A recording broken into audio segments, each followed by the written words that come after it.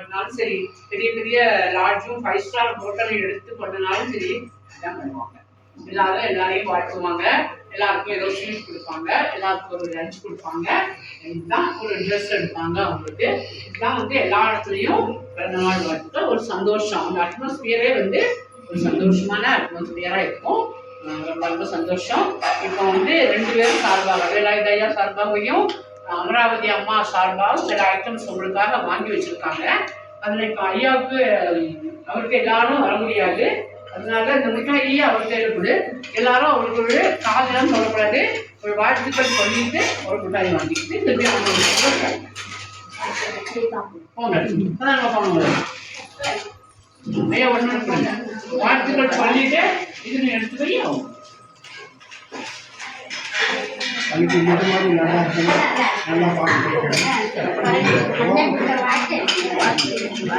போய் வாங்குங்க பார்க்கலாம். நல்லா இருக்கும்.